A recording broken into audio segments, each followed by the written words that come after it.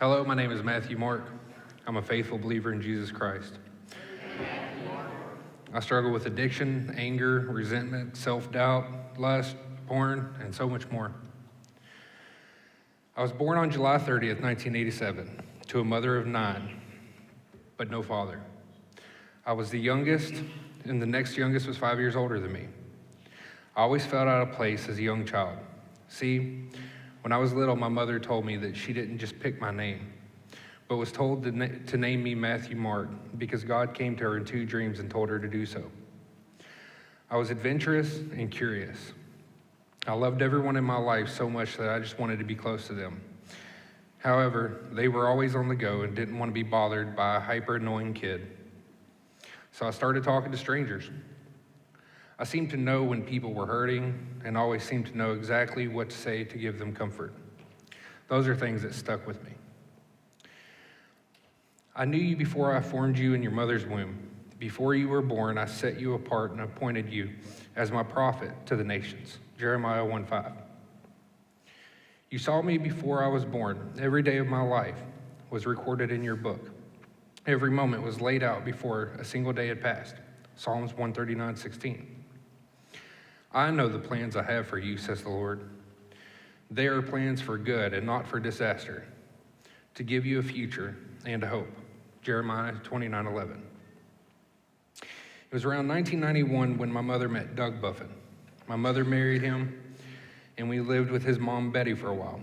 I remember how she enjoyed frightening me. She would tell me about the monsters in the basement, where my brother Jesse and I had bedrooms. She had a little dog that she had sent to be trained. When he came home, he had a collar that had a remote. She would make me get close to it and then hit a button that would make the dog attack me. Then another would make it stop. I was happy when my mom told me we were moving. At first, our new home with Doug was amazing. I finally had a dad. All my brothers and sisters had a dad, but not me. But that was over now. I loved him.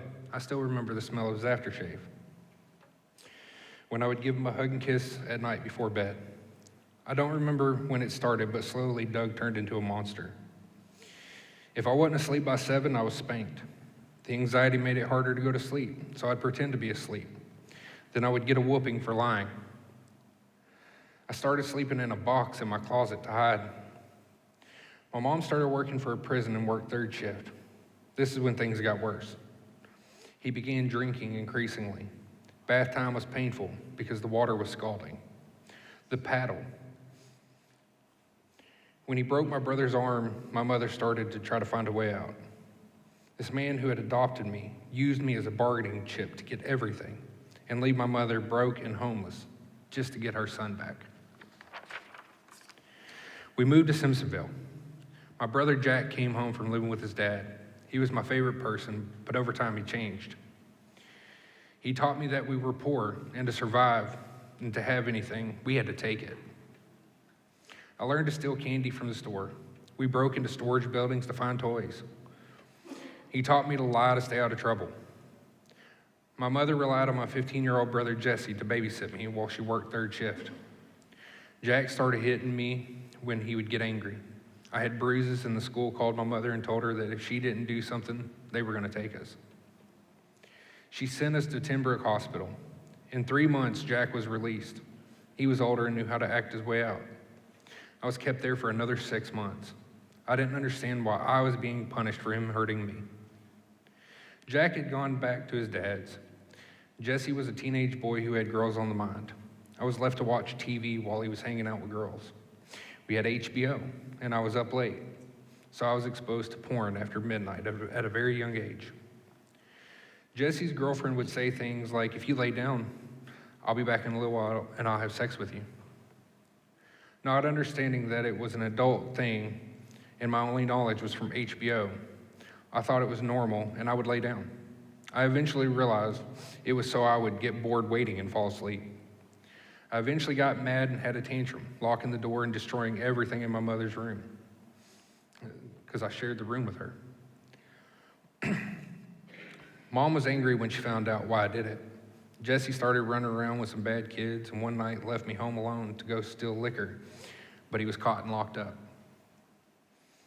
I was asleep in front of the TV, woken by my sister banging on the door at 4 a.m. and screaming for me for me to open it. Mom had a double deadbolt to keep me locked in while she was asleep during the day because she worked third shift.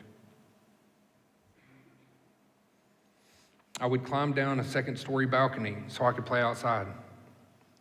In 1995, my sister Sissy and brother Billy moved to California with their kids. We moved to Frankfurt.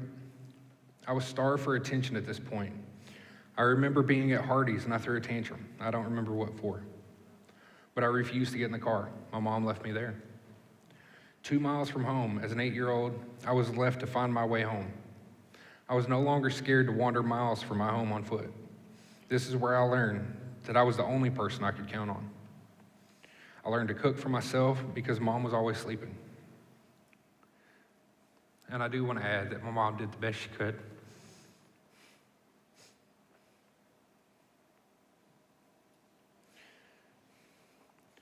Jack came back from his dad's again.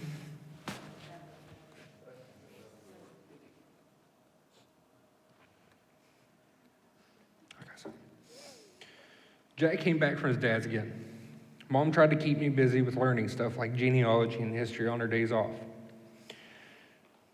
She was doing her best as a single mother. My mother was struggling and very lonely. She wanted to be loved, but some men know how to pretend to love. Not only was my mother strung along, so was I, a kid who wanted a father figure. The anger of my brother only got worse, and he started using drugs and alcohol, and that was bad for me. When we would fight, or I was feeling lonely, I started acting out, and I was sent away for months at a time. I always thought I was the problem. I felt like I was a bother to everyone I was around, and all I wanted was to be accepted, to be included.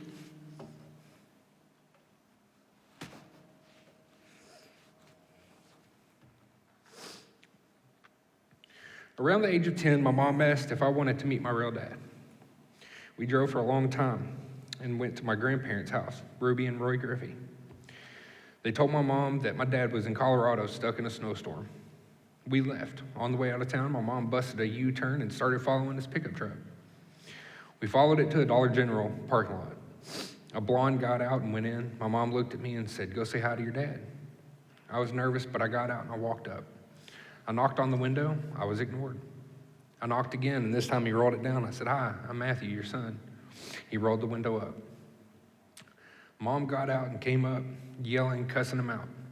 I didn't hear anything because I was spiraling in my own head. Am I that bad that my dad didn't even want me? Even if my father and mother abandoned me, the Lord will hold me close. Psalms 27:10. My home life was not the only place I was having problems. In Simpsonville Elementary, I had a teacher named Miss Cook, and her son Mark was in her class. Mark was a bully, and he targeted me because I was the weird kid who had old clothes. I snapped one time, and Miss Cook was not okay with me yelling at her son. I was sent to the principal's office and sent to in-school suspension. I was in a hallway that cut diagonally through the school. I was placed at a desk in the center next to an emergency exit. I was there for 2 weeks. Some days the door was propped open with a brick. It was winter, and I was freezing. I was so cold I couldn't stay awake. I ended up telling my mom, and she showed up with a video recorder and got it on tape. It was covered up by the school. Then I transferred to Hearn Elementary and was placed in BDLD class with a teacher named Miss Cooper. She was pure evil. I won't go into detail, but after watching her slam a kid's face on the desk for asking for help with a question, I was done. I refused to take the abuse anymore. I was restrained many times, but I had lost all trust in the school system. I tried to tell the adults what was happening, and it was her word against mine, and she always won. I started running away from school and hiding, only returning to get on the bus. The teacher never reported me missing. My mom was the only one who believed me. I was sent away to a hospital a few more times during these years. Eventually, I was sent to an alternative school for 7th grade. I was the youngest person there. I wasn't anything like the kids there. Looking back, I see these kids either made bad choices or had a rough life. I was grateful for the few of them who defended me against the teens. I still remember them to this day. Even though a few would look after me, they cannot always be in every class. I was bullied and picked on. One class, I was slapped by a girl who was showing off, and I was sent to the principal's office. I was the one being punished again. My mother defended me, and the decision was made for me to move in with my brother in California, and I started the 8th grade. I was excited and scared. I was happy to live with my brother. However, a stable home was not something I was used to. It was all new to me. I had chores for the first time. I was in a school where no one knew me, and I was actually accepted by my fellow students. I loved every year at Serrano Middle. I had an amazing teacher who taught me that not all teachers are bullies. My education mattered. I was able to be the real me. See, I actually loved learning. I just didn't like teachers. I didn't trust them. I was an AB student in California. I was known as Hillbilly or Kentucky. Sadly, the things I had learned to survive still lingered in my mind. Food was scarce in my home in Kentucky. It had become a comfort when I was lonely or hurt. I would sneak things like Rice Krispie treats and hide the wrappers. I'd be lazy at times and not do my chores. I'd get in trouble for these things, and survival mode would kick in, lie and stick with it no matter what. However, my brother's no dummy. He's very smart and always knew the truth. I hated when I had to lie, but it was all I knew. Over time, Gary's wife was hurt by my actions and wanting nothing to do with me. Not understanding that my choices was hurting her, I didn't understand why she wanted nothing to do with me. I felt unwanted yet again. My brother was fairly strict. As an adult, I know he loved me and wanted the very best for me. I don't think there was any help for me at that time. I had been programmed.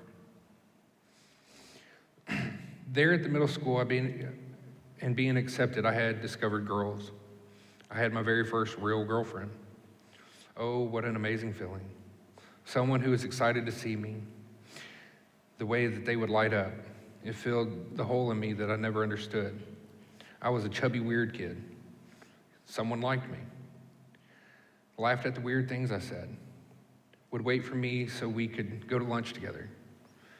Crushed is the only word to describe my first breakup. I took it harder because I was already hurt by so much loss. I started talking to multiple girls. I wasn't attractive, but boy, could I get the girls by being funny. My traumatic response was if one leaving hurt so bad, I'll have 5, so one leaving don't matter. None came close to that first feeling. I moved into high school, El Toro High. My high school life, for the most part, was normal. I joined the football team. When the work required to maintain my place on the team became hard, I quit. I didn't like putting in effort. This became something that I regret to this day. I still struggle with giving up when things get hard. I wish my brother had made me keep going. I try to teach any kid or teen that lesson to this day. I played around with the wrestling team, then just ended up taking PE. This is where things went bad. The quarterback of the football team was kicked off the team for bad grades. We were playing basketball and PE, and he kept fouling me, so I checked him. After class, he caught me outside the locker rooms and wanted to fight. While yelling, he spit on me. I spit back. He sidestepped and missed, and it hit a Spanish kid. I tried to apologize, but he wasn't hearing it. He swung, and the fight proceeded. When I decided to actually fight back is when the coach walked up.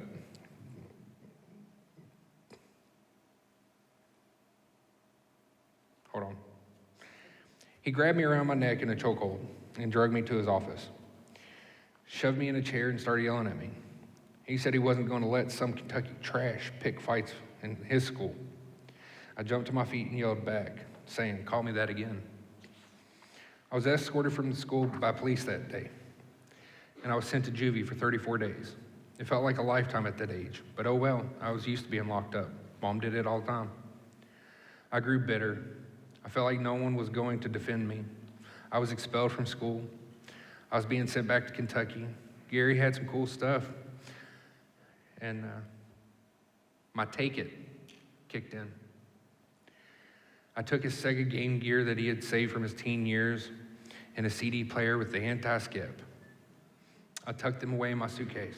I was angry at him for sending me away. I knew I would never have anything that nice in my poor life in Kentucky. The problem is 9/11 had just happened. I was selected for the random bag search at the airport, and Gary was standing right there. As TSA took the stuff out, I could only see pain on Gary's face. I was so ashamed. I hated myself more than anything that day. Gary was my hero. He was the man I wanted to become. And I was just broke his heart. I knew he hated me, and I knew I deserved every ounce of it. I came home and I was put into an alternative school, another one. This time, however, I knew how to fit in better. I made friends, and I wasn't bullied anymore. Jack was another problem. He had now started drinking and doing hard drugs. He would show up to the house and terrorize everyone until he got what he wanted. My brother John moved in with his 8-year-old son, little Johnny, and he annoyed me to death. At times I found myself being just as mean to him as Jack had been to me when I was 8. I tried my hardest not to be like that. I had hit a growth spurt and leaned out, started running around with women, drinking, fighting. I'd pick fights with strangers just to let all the built-up anger and pain out on them. I'll never see them again. It don't matter. I left out my church life for a reason. Mom took me to church as a child, and I loved going. I believed in God wholeheartedly. Anyone who was around would tell you miracles would happen when I was little. I knew things about strangers that no one could have known, like the man whose wife was dying with cancer in front of us in the line at Kmart. And before I was even aware, I was telling him that she's okay with it and just wants him to not be sad when she dies. I would touch warts and moles and they would just fall off. But over time, my fear and hurt and anger and resentment pushed God back from my mind. I still loved going to church, but not for God. It was to see people. Until the day I was grabbed by the pastor's wife and told I wasn't good enough for that church. I started pulling away altogether. We lived in Baghdad, 12 miles from town. I needed a car, and I was angry that Jack was given car after car. Everyone would cater to him so that he would not terrorize them. I hated being at home because I never knew when hell would show up and disrupt our day. I was angry and resentful. I wanted to work, but I had no way. I was an inconvenience to everyone. When I was 14, I was with my real dad, one of the few times I spent with him. We were at Country Place Jamboree enjoying music. I met a girl who was interested in me, and she wanted to come stay the night. At that age, I didn't understand what a mistake that was. She was 22. And what happened that night warped my perspective of women and what they wanted. This would lead me down a road I wish had never happened. I learned what sex really was, or at least the world's view of it. I learned that I could use women for rides, money, a place to get away from my chaotic, overcrowded house, and anything else I needed. I didn't care who I hurt. I got physical pleasure and more. I was drinking and partying often. The hollowness I felt just couldn't be filled, and I was on a rampage. I slept with married women. I prided myself on being able to snag any lady with enough time. It became a game. I told myself that if I never cared, I could never get hurt. 16 years old, messing around with 30-year-olds who thought they were in love with me. Things started catching up to me. My reputation was too far at this point. Everyone knew who and what I was. At 17, I was partying more, but I started to get bored and I felt guilty. I found a girl I liked and tried to actually date her. She promptly cheated with my friend. I hunted him. I wanted to make him an example. The day I caught up to him, God directly stepped in. See, at that point, I didn't care who I put my hands on because I would never be bullied or beat up again. So this was just another day. I was ready to hurt him every way I could. I walked up and I called his name in the Walmart parking lot. He turned around, not expecting it to be me. When he seen my face, I seen terror. I paused, and the only thought was, you can hurt him or you can show mercy. I wanted to hurt him, but something in me wouldn't let me. I smacked him, and I said, "You're not worth it." And I turned and I walked away. And that was the day that I knew I'd gone too far. All of us, like sheep, have strayed away. We have left God's path to follow our own. Yet the Lord laid on him the sins of us all. Isaiah 53:6. The human heart is the most deceitful above all things and desperately wicked. Jeremiah 17:9. One day at 4 p.m. while I was sleeping, my mom opened the door and asked if I wanted to go listen to music with them at a church in Louisville. I said no, but I felt a tug and I jumped up and went. I stayed out, smoked a cigarette while everybody else went in. I heard the music start. I came in and found a seat in the very back row. The room was standing and swaying to the music. As the song ended, everyone sat except an old man near the middle front. He turned around and just stared at me. It made me mad. This man is judging me just like the pastor's wife. I got angry and I went outside. I smoke. I come in, and before I make it back into the sanctuary, I'm grabbed by the arm by this little old lady who said, "You need to come with me." I'm in trouble, I guess.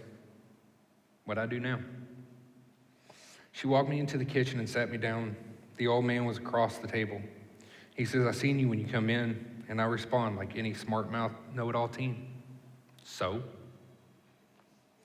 The little old lady walks up and pats me saying, "No, honey, you don't understand. He's blind." I'm then told how when I walked in, he seen a bright light and turned around. And he could see me plain as day. I tell you these things because these things are amazing by themselves. And if I wasn't there, I'd call me a liar. It was just another thing that hurt me, though.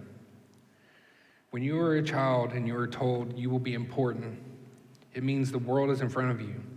But when you're older, looking back, it's a heavy burden. I was meant to be someone great, but look at my life. I've ruined it. I was a terrible person. I hurt people. I hurt myself. Every mistake is 100 times worse. No one can ever punish me for my life more than I can punish myself. I started to change who I was. I started being the DD for my friends. I started using my fighting to protect those in danger. I tried to find love and date with the hopes of being married. Now, mind you, this was being a person, but it was without God. I ended up married at 22 to a woman who had 2 children. It was by no means a healthy relationship, but I was committed. She was not. She had trust issues, and I felt that if only I'd married her, she would know she could trust me and to not leave. That wasn't the case. She was physically abusive, mentally abusive. I couldn't tell anyone she was putting her hands on me because they'd never believe me. The cops have never helped me or came to my aid in my life. I was still in survival mode. Every time she picked a fight or cheated, I went to mom's and I slept on the couch, and I waited to fix things. I did this for 7 years. The last time she put her hands on me, I was done. I grabbed her, and I told her to never put her hands on me again or I'd kill her. I was so ashamed of what I did, I dumped everything I had in a blanket, grabbed it, and walked out. A year later, she would divorce me, telling the judge I physically abused her. I was hurt, I was angry, and I refused to date anyone. I was being chased, but I just had sex with no connections. I felt so defeated by life that I started transporting weed. I was tired of being broke. I was tired of never having anything. I was already taking care of 3 kids that wasn't mine, with no help. And I was approached by someone with an offer. I took it. I got addicted to the money, and fast-paced lifestyle. I was arrested in Oklahoma for trafficking. I was released on a $100,000 bond with an ankle monitor. I came home, I needed money, so I started selling weed. I met this girl who was 19, and I started selling to her. She was cute, and she was interested, but I wasn't. She chased me for a year before I caved, and I gave her a chance. She became my best friend. The closer she got, though, the more I knew it would go sideways, so I started pushing her away. I slept around. I was distant. Finally, I dumped her. I moved another girl in for 2 weeks. But I couldn't get this loneliness out of my head or my heart. I realized that I loved her, and I wanted her. I went to win her back, and I did. That's when my life turned upside down. My lifestyle had caught up with me. My door was kicked in. I knew my days were numbered until they came and got me. See, God sent me away from the house that night. They had to prove the drugs were mine. I stayed on the run, not returning for a few months until they showed up. I was asked to talk to them, or they would get a warrant and arrest me and anyone else they can put it on, including my girlfriend. I knew I had to do the right thing and protect her and them. Instead of talking, I gave them a statement taking ownership for all of it. I ran to Oklahoma and took a plea deal, 5 years in prison. This is where I started coming to God, but I was bargaining. God, if you get me out of here, I'm yours. It seems God held me to my word. I came home and I ended up working for a friend who introduced me to vitamin B12 pills. Later I found out they had meth. The hate and disgust for that drug that I had is gone now.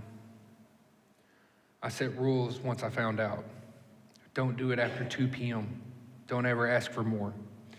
Don't take any with me. Make sure to sleep. Make sure to eat. Make sure to shower, and so on. Slowly, I gave those rules up. I had met others and was able to get it anywhere now. I'd become manic, exhausted, ashamed. I told myself I wasn't like the rest. But a lot can be put into a pipe. Slowly, the drug was more important than love. I became self-destructive due to the shame, and those around me would see it. My girlfriend was going to leave, and I was already hurting before it ever happened. I did more to numb the pain I was feeling and in anticipation of the pain that was coming. Mind you, I was no stranger to drugs. I had played around with many drugs, pills, coke, crack, mushrooms, weed, but none of them ever grabbed me. I was proud that I could not become an addict. There it is, pride, that thing God warned us about. Before I would realize what happened, I would lose everything. For the world only offers a craving for physical pleasure, a craving for everything we see, and pride in our achievements and possessions. These are not from the Father, but are from the world. 1 John 2:16. The Lord is close to the brokenhearted. He rescues those who are crushed. Psalms 34:18. But when I'm afraid, I put my trust in you. Psalms 56:3. You keep track of my sorrows. You have collected my tears in a bottle. Psalms 56:8. I will be glad to rejoice in your unfailing love, for you have seen my troubles, and you care about the anguish of my soul. Psalms 31:7. He heals the brokenhearted and bandages their wounds. Psalms 147:3. See, God has promised many times that he would come to us. I wanted to die, and I was trying to do it. I'd vanish for days, parked in a field trying to end my life. But a quiet voice kept coming into my mind. If you do this, you will hurt them more than you are hurting. If you love her, let her go so she can be happy. My perspective changed in those moments, and I decided to live. I would not let anyone carry that pain that I felt. It was mine. I called out to God in that moment. That is when God revealed to me why I was able to carry that pain. Through my life, I had made mistakes, but He had always been with me. It was like a flood of memories, every painful situation I'd ever had, the outcome that I could have been, and it was like a light switch going on. I could see how God had stepped in every time. He had protected me from myself and the world. I'd pushed Him away, and like a loving father, He had always been there picking me up. I've restarted my life so many times.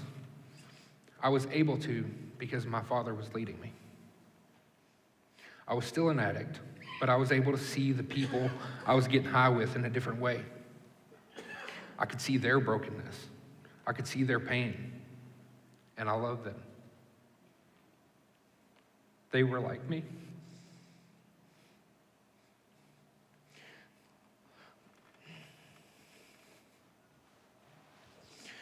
That is when God started to interrupt my addiction.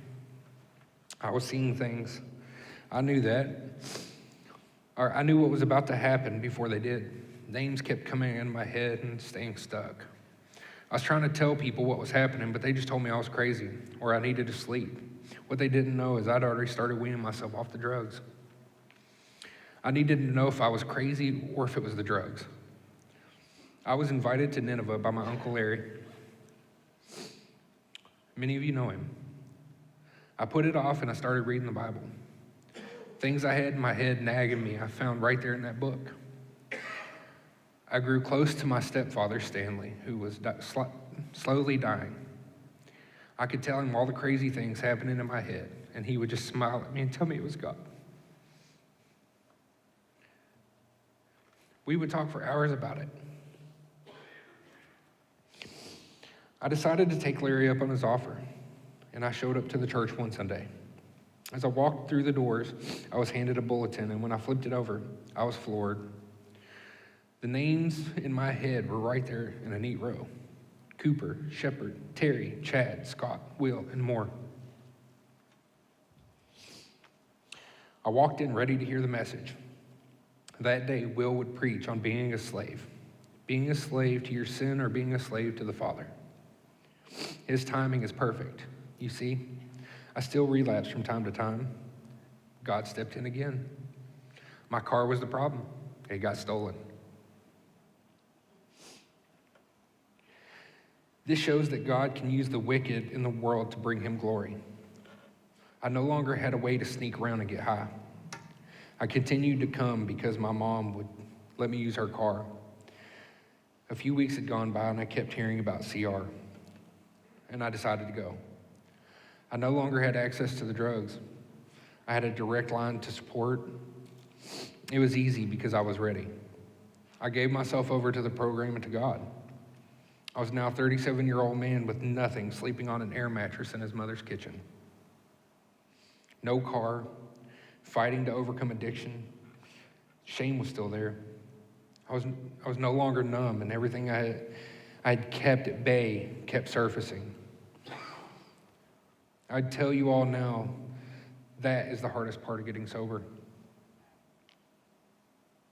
People don't self-medicate if they're not sick.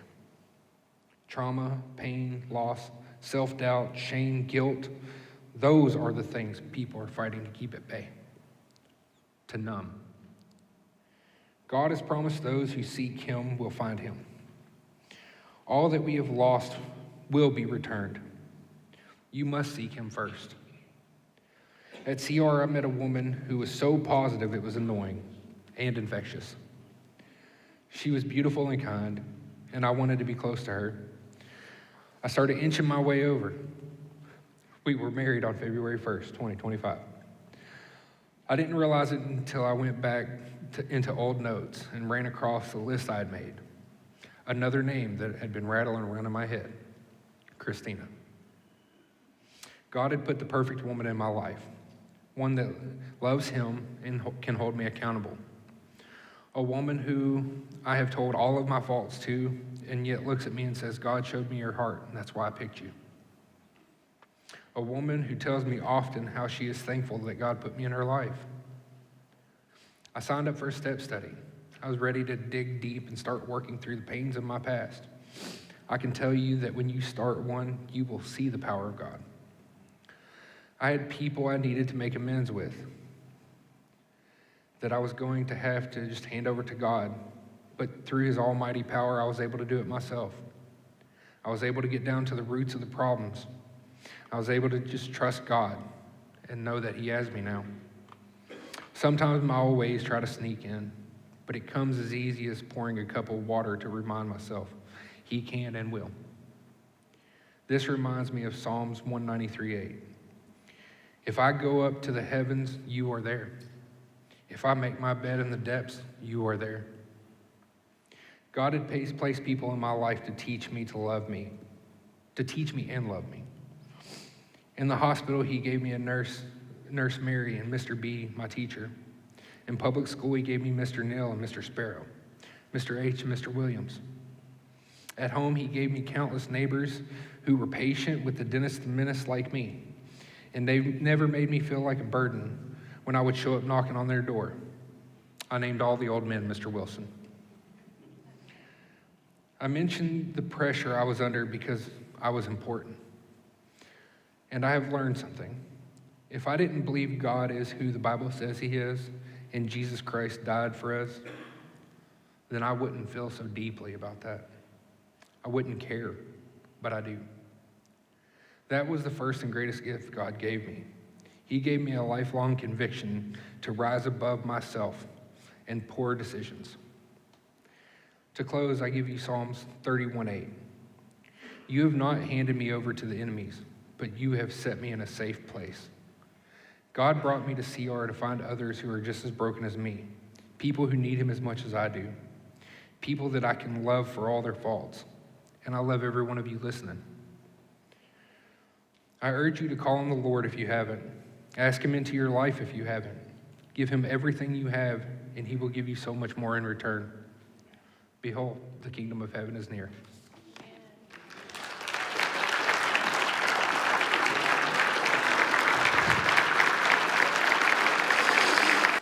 So as we have this time of invitation, as he said, we're not promised tomorrow. Tonight, if God is speaking to your heart, if there's anything in your life that you need to surrender to make right with him, then I encourage you to do that. I think of the story of the prodigal son. He went and squandered off everything.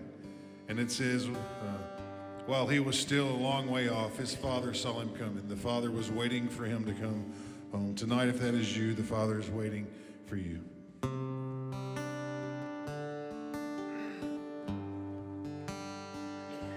I thought the world had something special I was missing. My daddy told me not to chase it, didn't listen. I fell down a hill a mile a minute. Before I knew it, I was living in a pigsty, a long, long way from home. And I went running like a rebel, racked up debts I couldn't pay. I went dancing with the devil, with one foot in the grave. How the heaven did I get here when I threw it all away? All I've given you is trouble, all you've given me is grace. All you've given me is grace.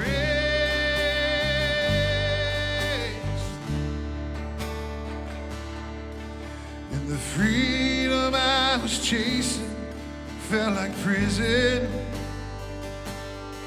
Lord, I've done so many things, wish I didn't.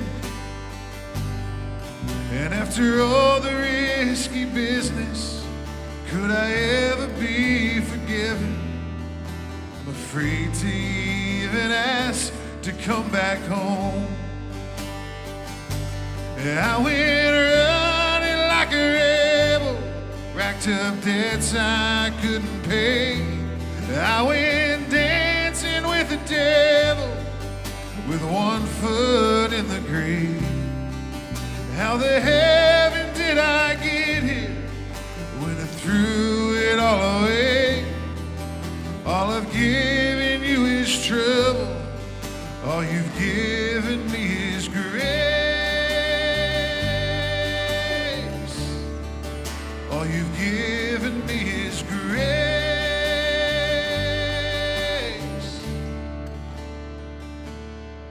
When I sobered up and came back to my senses, I was too far gone to make up all the distance. I gambled all that I'd been given. I was broke, alone, and wishing that I could turn around and go back home. When I heard the sound of footsteps down the road, you came running like a rebel, paid off debts I couldn't pay. You went dancing with the devil, sent that liar to the grave. And how the heaven did I get here when every sin has been erased? All I've given you is trouble. All you've given me is grace. All you've given me is grace.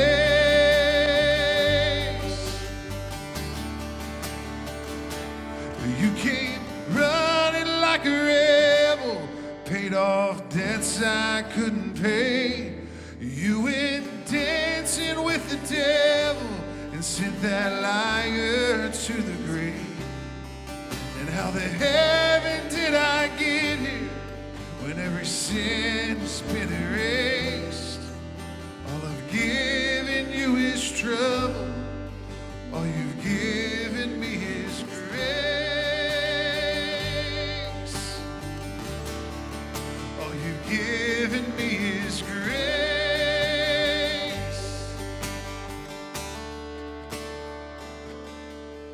There was something in the mirror, always coursing through my veins.